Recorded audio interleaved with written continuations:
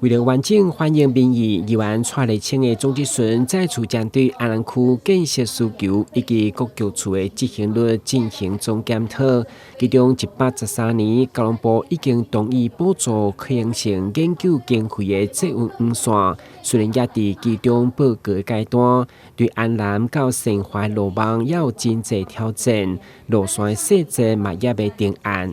不過，徛在民意的需求，議員也是積極爭取優先。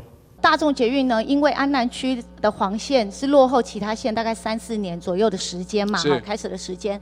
但是如果說其他線的阻礙比較強、反彈比較強的話，這個沒有辦法進行，就像我們鐵路地下化等等的工程這樣延宕，因為居民的抗議，甚至現在北外環的抗議，因為居民抗議延宕的話，是不是從比較沒有困難度的我們安南區的大眾捷運黃線可以提前來做，不要因為前面卡關，後面全部跟着卡關。謝謝議員。目前已經就是說並沒有卡關問題，就是說我們已經爭取到可行性經費，也正在執行當中。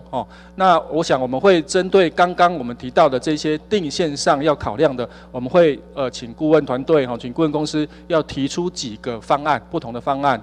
那這個方案底下的服務的狀況，然後它的建設經費、技術難度，現在都在處理技術的問題。我想我們會把不同的方案提出來之後，再來做其中報告的定案。面對台中等部分縣市提供相關500千塊來補助購買除雨機一案，議員嘛提出關心。對此，環保局長表示，因為現況除雨機的性能穩定性不高，所以暫時無考慮補助。對此，市長也回應，願意先對安南區公立學校的小範圍補助做起。可以從來從學校，安南區的學校。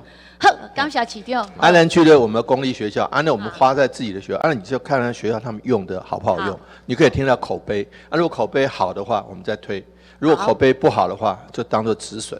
好，謝謝。類似這樣的因為安南區有那個，因為我們是花在自己的學校而且學校的每天都有營養午餐。營養午餐它的製造一些廚餘到底廚餘處理出來的這些東西可不可以做肥料，還是只是比較細的廚餘而已？所以我們從學校開始推看，這是可以考量的。台南新聞，軍籍林英庚採訪報道。